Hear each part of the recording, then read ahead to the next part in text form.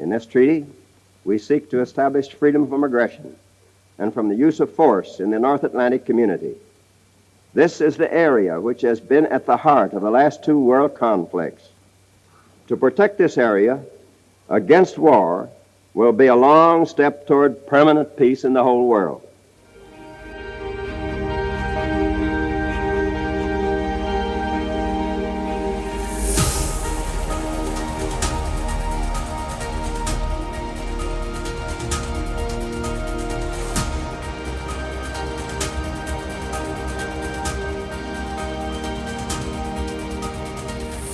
From Mons and Brussels, Belgium, this is An Enduring Alliance, a podcast reflecting on the 70-year history of NATO and its oldest military headquarters, Supreme Headquarters, Allied Powers Europe.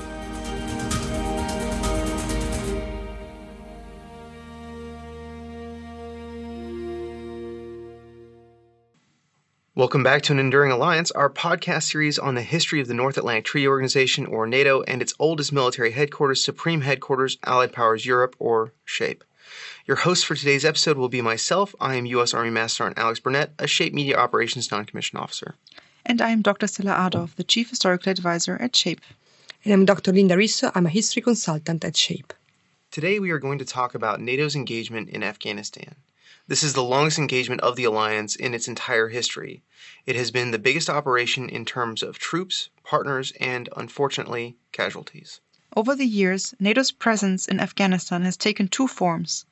First, the International Security Assistance Force, or ISAF, from December 2001 to December 2014. ISAF was then followed by a Resolute Support Mission, which was launched in January 2015 and is still underway. Over the past 17 years, the nature and scope of NATO's mission in Afghanistan has changed radically. Today we'll speak about the key challenges that the NATO allies faced on the ground and how important it is to gain and maintain the support of the public, both at home and in Afghanistan.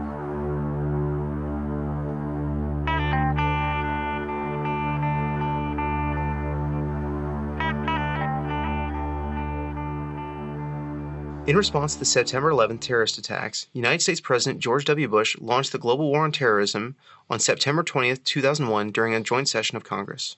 The global war on terrorism took the form of U.S.-led Operation Enduring Freedom and brought the fight to Afghanistan, where Osama bin Laden, leader of Al-Qaeda, an international terrorist group, had found refuge. Operation Enduring Freedom started in October 2001 and saw American forces march into Kabul in November of the same year. Terrorist control of Kandahar, the spiritual capital of the Taliban, faded around the same time. This, however, did not mean that the Taliban had been eradicated. They had a broad base in the country and continued their fight with insurgency tactics. We should not forget that as the military campaign got underway, the Afghan population was already traumatized by 3 decades of violence and chaos. There was no infrastructure worth of its name, and there were no recognized national or local governments. It was fertile ground for radicalization and an ideal environment for insurgency tactics. I feel it's important to spell out initially the military engagement in Afghanistan was not led by NATO. As we discussed in our previous episode, the alliance had invoked Article 5 the day after the 9/11 terrorist attacks. However, it took time for NATO and its members to act against roots of international terrorism. We've asked Michael Rula, a senior member of the NATO International Staff, to explain the delay. So there was a considerable gap between Article 5 and then going after the perpetrators, let's say, in a NATO framework. And this showed that it was not so easy for NATO at that time to deliver on the Article 5 promise, because NATO was not prepared for this type of mission. And the US initially built a different coalition to fight the Al-Qaeda and its associates. And for a while, therefore, it looked like NATO was out of the game. It had declared Article 5, but not much had happened. That was remedied over time by NATO adjusting to this new environment and finally taking over the command of ISAF. But it took a while, and I think that was a problem we foresaw from the very beginning, that some people would say, well, you've declared Article 5, then what? So it was not an unblemished success. But over time, I think NATO got the hang of it, and we finally did what was, I think, appropriate to fill Article 5 with the life that it required. In December 2001, Operation Enduring Freedom became part of the NATO-led International Security Assistance Force, or ISAF. Initially, ISAF focused on the capital Kabul, but in 2005, NATO agreed to expand operation to the rest of the country to ensure enduring stabilization. ISAF was one of the biggest coalitions in history. At its height, it counted on troops from 50 countries, including NATO members and partner nations. ISAF's objectives were to provide security and to promote stabilization by training the Afghan National Security Forces and by helping rebuild key government institutions. Eventually, however, large parts of ISAF efforts were directed at fighting the Taliban insurgency. Today, we once again have the pleasure of having Mr. Mark Lady with us. Mr. Lady held several different NATO roles in Afghanistan and is in a unique position to comment on the history of NATO's presence in the region. I first of all was started going to Afghanistan when I was still working for the Secretary General of NATO, and I was there when NATO formally took over the role of ISAF.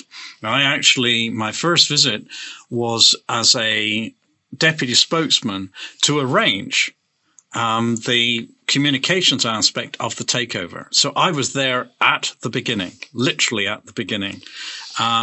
My next roles was I was then a special advisor to the SACEUR, General James Jones at the time, and I had several trips when I went in with him to advise, to learn, in order to ensure we did the communications right. And then in 2006, I deployed for 9 months in ISAF 9, which was the ISAF that the British led, which was when NATO went from a pure peacekeeping operation to one which was counterinsurgency. And you saw the big outgrowth of numbers, but also of violence when, in effect, we entered combat rather than peace support. And I did 2 more tours in that hat, and I was a special advisor, and I was also the NATO spokesman.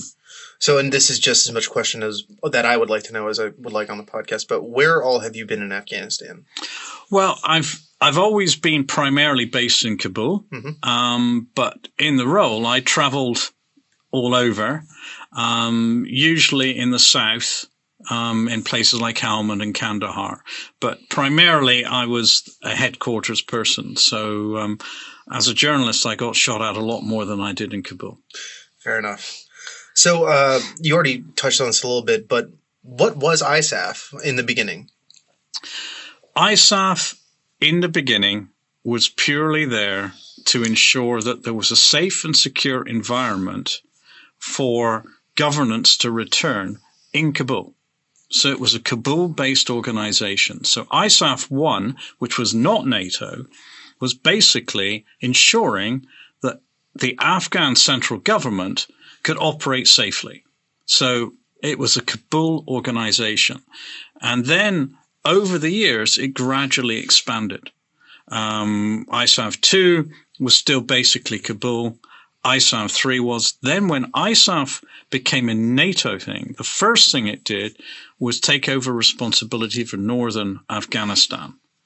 It then took over responsibility for western Afghanistan, southern Afghanistan, and then finally eastern Afghanistan. And it was done that way because NATO was taking over the easy parts first, and then as it got more and more difficult, it took them over. So it took over northern Afghanistan, which at the time was really quite peaceful, in order to start expanding the ISAF network, to move ISAF from Kabul and turn it into a more national institution. The West was also relatively calm, so it took over the West. Where it changed tack was when it moved into the South. And ISAF 9 in 2006 was where you saw the massive step change from really a relatively benign peacekeeping operation to an extremely tough peace support operation counterinsurgency. And that's why ISAF 9 marks the big change for ISAF. Before then, it was relatively pacific. After then, you're talking heavy-duty combat. Afghanistan was a massive effort for the whole international organization. So the UN mission in Afghanistan was UNAMA, United Nations Assistance Mission to Afghanistan. So they were probably the main organization that we work with, because they then had underneath them a whole umbrella of other non-governmental organizations which they work with quite closely. So we would cooperate with any organization which was international and respectable. Some of them wanted to work very closely with us. Some of them really didn't want to have much to do with us. But of course, our primary partner was the actual Afghan government, because when you talked about ISAF and you spelt it out, you said something very important, the Security Assistance Force. We were never meant to be there to do the security. We were there to hold the ring until the Afghan army and security forces could do it for themselves. Now, obviously, at the beginning of that mission, the Afghan army couldn't really do very much at all, nor the police. So the aim of the mission was we went in there, held the ring, kept the place safe until the Afghan army and security forces could take over. Now, that's taken a lot longer, and they still need our assistance. But that basic strategy of enabling the Afghans to run their own country is the core of why we're there, and is still the core of why we're there. The fact it took a lot longer doesn't change that one day we have to leave, because the Afghans do it, and they may still need our help, but the amount of help they need will go down and down. So if you look at it in 2006, we were doing a very large proportion of the fighting. Now, we're not doing very much of the fighting at all. So you have seen how this transition has happened. It's true. Moving a little bit more into the Stratcom arena, what are some of the challenges that you've seen in communicating how effective we've been in Afghanistan, both at home and to the Afghan public itself? It's been hugely difficult, because one of the things that we should never forget is that a lot of the missions that NATO has done, especially since the end of the Cold War, have been what's known as wars of choice, or conflicts of choice. NATO was originally set up to defend us against what you would call a fight for our existence. So nobody really had a problem with that. The issues that we now face have been ones where it is necessary for our values and our security, but it's not so obvious. How can a war in faraway Afghanistan affect somebody who lives in London or Lisbon? And that's a difficult thing to explain. Now, when 9/11 happened, and that was, if you like, the sparking point for the road to Afghanistan for NATO, the then Secretary General, talking about the mission to Afghanistan, said that if we do not go to Afghanistan, Afghanistan will come to us. So the basic message is that we have to make Afghanistan safer in order to make ourselves safer. So there may be a long distance between the two, but it starts there. And that's a hard thing to explain. And especially as the conflict has gone on, that's become harder and harder to explain. So people don't feel quite a sense of attachment and identification with Afghanistan. For the Afghans themselves, the problem is they're culturally very different. There are many things everybody has in common. We all want our families to be raised in peace. We all want to be educated. We all want a good living. But actually, there are very different cultures, very different languages, things that we value as central to, say, Western values are not so central to them, and vice versa. So speaking to Afghans, both in terms of their actual language and in terms of their cultural differences, makes it very difficult. So the best people to explain what we're doing in Afghanistan are Afghans.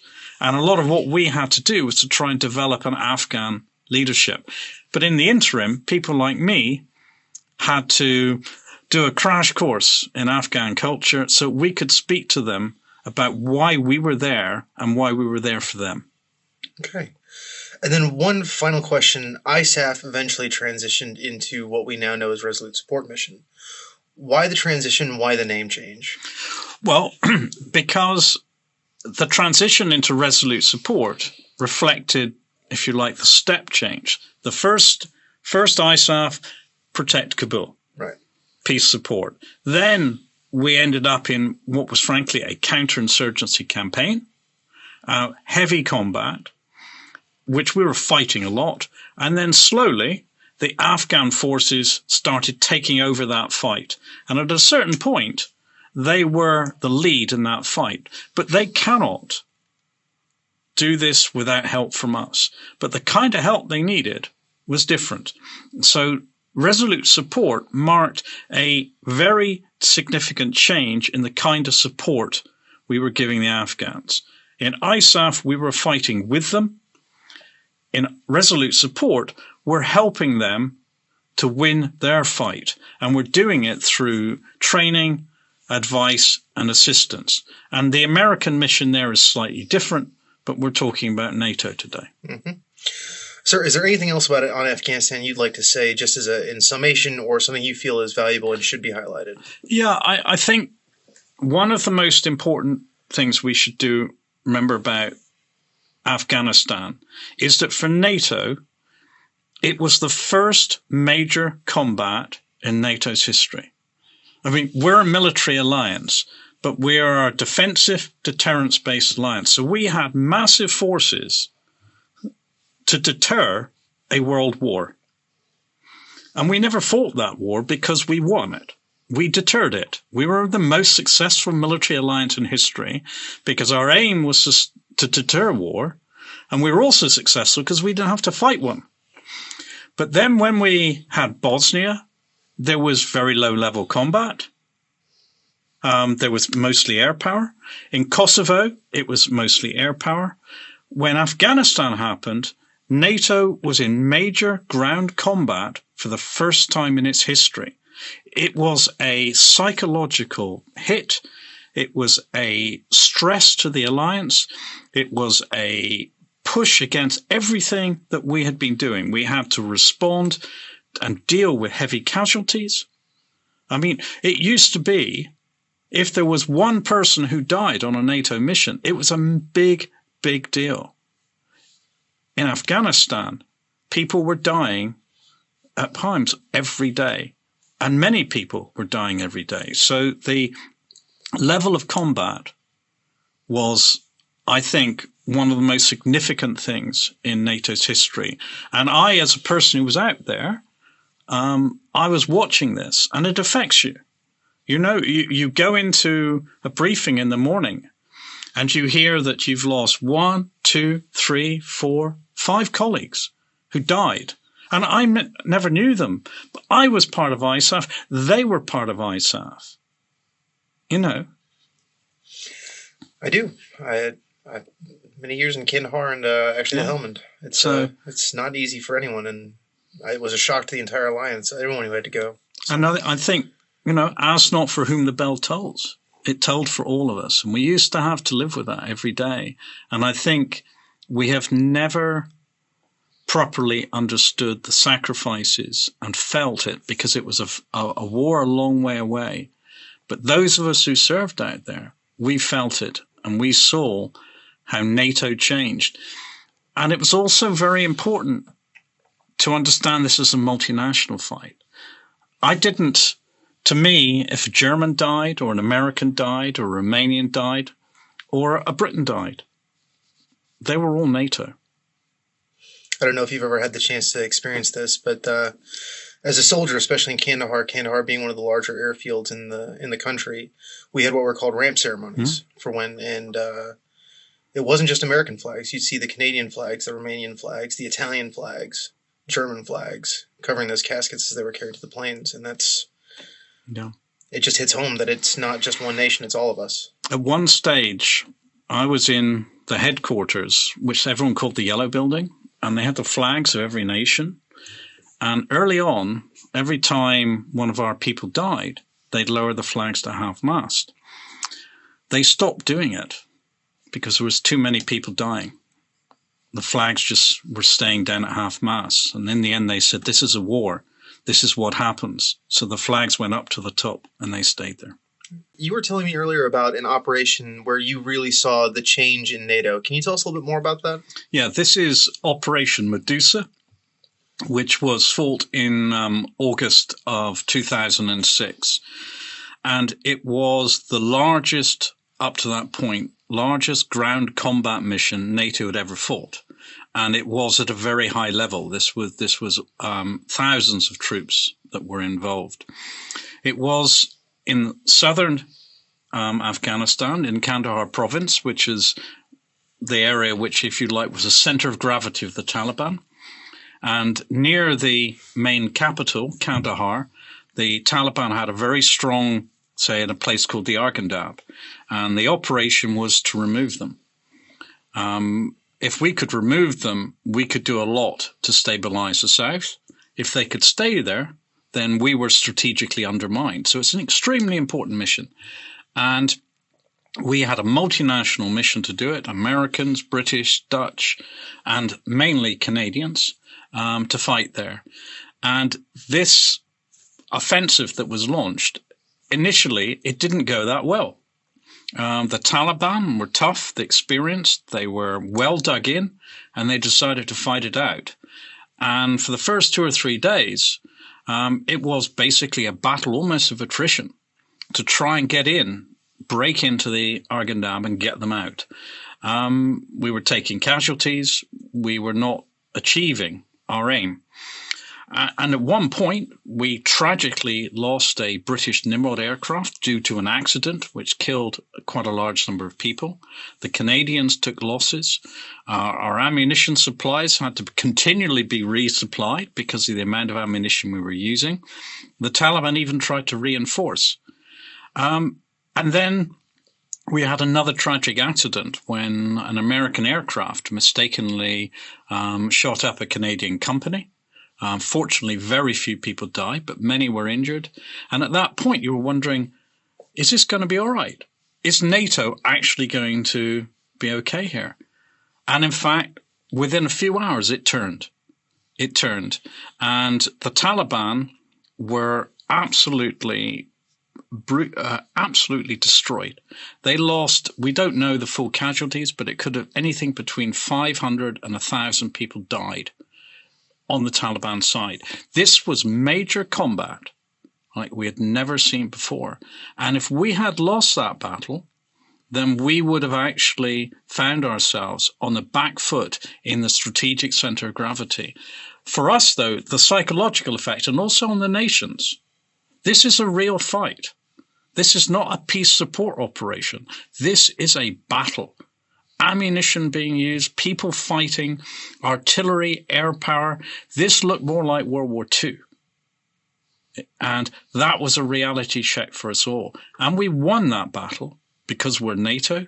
And as a result, we were able to enhance our control of the South. But it wasn't over then. That's what we were doing for the next 2, 3, 4 years.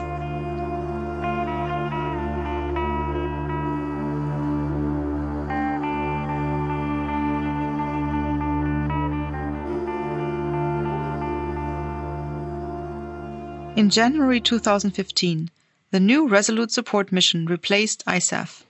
Again, Resolute Support is a NATO-led operation with the support of several partner nations and in collaboration with several non-governmental organizations. Through Resolute Support, NATO provides training, advice and assistance for Afghan security forces. The mission is based on the assumption that full responsibility for defense and security will eventually be taken up by the Afghans themselves. NATO's engagement in Afghanistan is based on what is often referred to as a comprehensive approach to security. Mr. Lady explains. In one sense, it's very simple. It's what it says. It's comprehensive. If you want to succeed in any conflict, you not only have to win the fight, you have to win the aftermath. And also, in today's modern world, the fight itself, it's not like World War II. With big armies fight each other and we decide who wins. Almost all of the conflicts that there are, we see in the world now, whether it's Iraq, whether it's Afghanistan, whether it's the Western Balkans, just having military superiority is not enough. You have to develop civic society. You have to develop things which will keep peace in the future.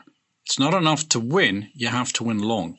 So the comprehensive approach is about having an approach which involves all of the actors that you need to produce a stable governance over the long period. So you want to have a proper legal system. You want to have a proper electoral system. You want to have proper social networks. You want people to believe that they have a stake in their society. So unless you have all of those people involved, then in effect the society is fragile. And it's not enough, as I said, to win. You've got to win long. And the comprehensive approach involves all of the actors working together to ensure a long-term stable society, which is what real victory is.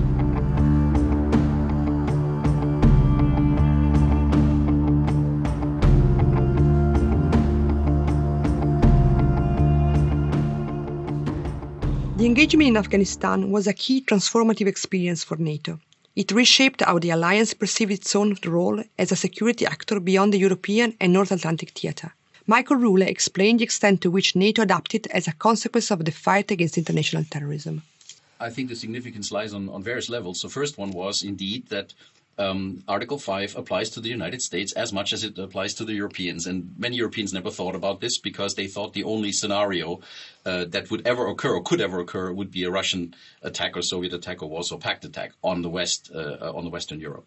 So that changed radically. In that sense, it also opened the window, I think, for NATO to better understand the forces of globalization, because it was the wake-up call of globalization, when you think of how this attack was planned, where it was planned, who planned it, how it came about, and to use airplanes and turn them into weapons of mass destruction. This was something completely unthinkable until then, but it suddenly was there. So I think for NATO, it ignited a learning process, and suddenly globalization was not just a term you used in speeches. You saw it right there unfolding, the dark side of globalization. Yeah. And I think that was a huge thing. The second thing was, as I said earlier, it was geography. Until then, we always assumed that NATO was there for Europe.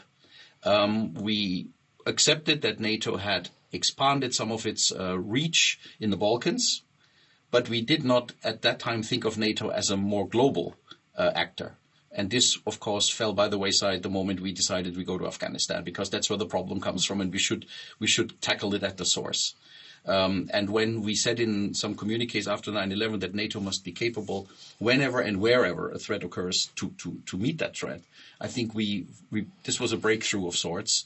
It was the adjustment of NATO to the globalization age, and therefore I think it was a long-term adjustment of the alliance that people may not have overseen on September 11, where people were much more focused on legal issues like, is a terrorist attack an armed attack? What if that terrorist attack had come from within the United States? Does it then still count as an armed attack? These sort of lawyer questions.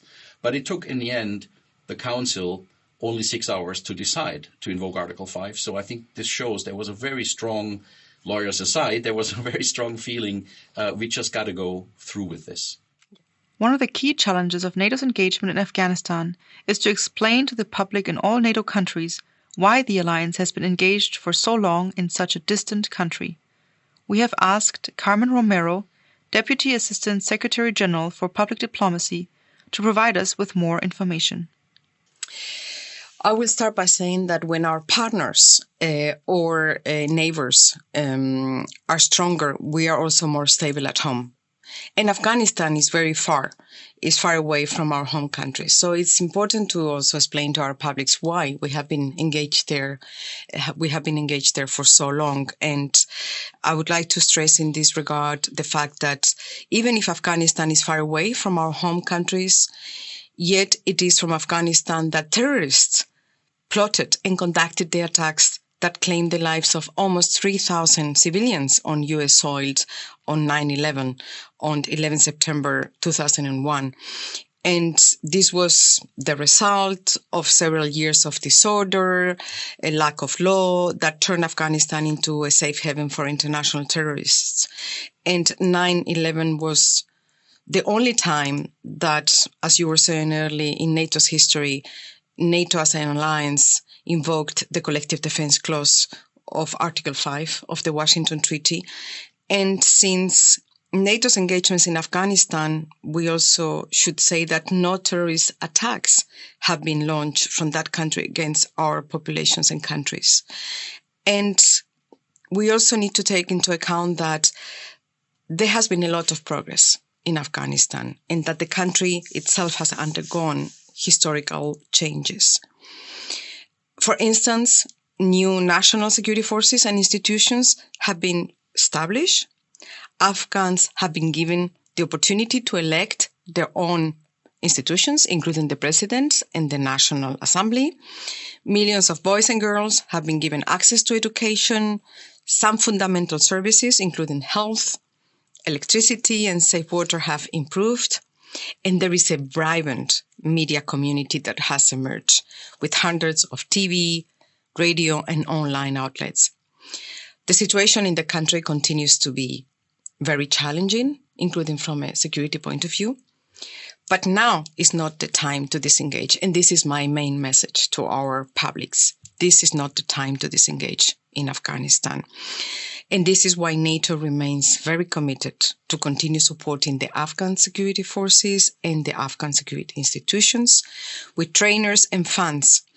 And NATO as an alliance continues to support all efforts aimed at creating the conditions for a lasting and inclusive negotiated peace solution.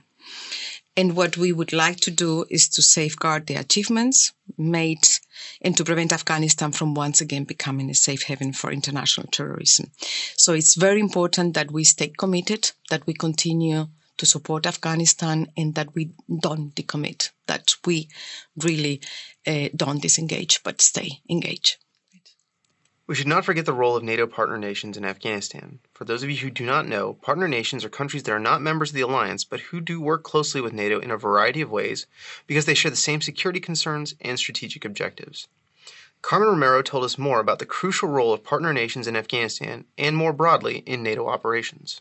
What we have done in Afghanistan is, from a partner's participation point of view, I think is a great success. Because we have, when we launched our mission in August 2003, we managed to create the biggest coalition in NATO's history.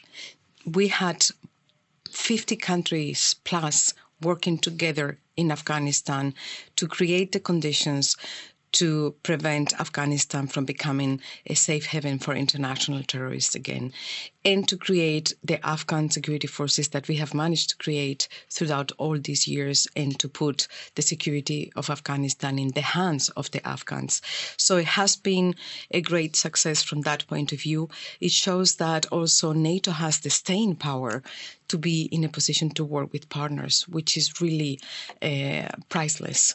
We are, as an alliance, in a position to work together with our partners. And we, at the peak of our activity and mission in Afghanistan, we had over 150,000 troops working together from more than 50 countries in a theater of operations, which is something that gives NATO the strength that it has. It's not only about operating among the member states, it's about working with partners. It gives more solidity to any mandate that any NATO mission operation may have. So it's very, very powerful to be able to work with partners. Now, in the new training mission that we have in Afghanistan since 2015, we also have 11 partners.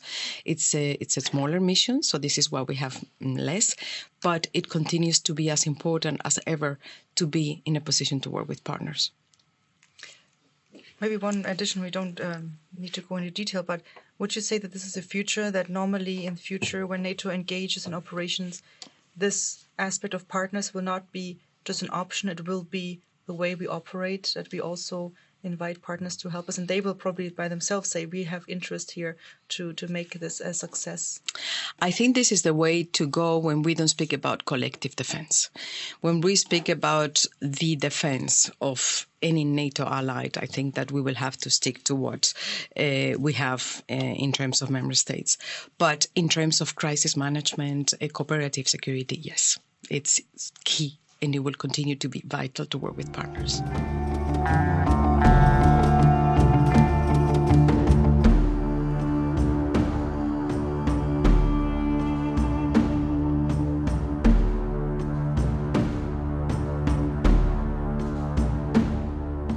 NATO's engagement in Afghanistan has been the longest in the alliance's history. It has also been the largest in terms of number of partner nations that supported NATO, and unfortunately also in terms of casualties. NATO's commitment to the peace and stabilization of Afghanistan endures. The allies are committed and will remain engaged until the conditions for withdrawal are right. This brings us to the conclusion of our episode. Please join us again for our final episode where we'll discuss the challenges that NATO is facing today. We'll also take a glimpse as to how NATO will develop in the years to come. Once again, we'd like to thank mass communication specialist Brett Dodge for being our producer, and a special thanks to Paul Magus and the NATO Public Diplomacy Division for opening their recording studio to us. Please have a look at our website at shape.nato.int/history/podcasts for biographies of all of our guests and for more information about this podcast series. Once again, if you'd like to go on the podcast application of your choice and give us a rating, we would greatly appreciate it. Thank you all for listening, and tune in to our next episode.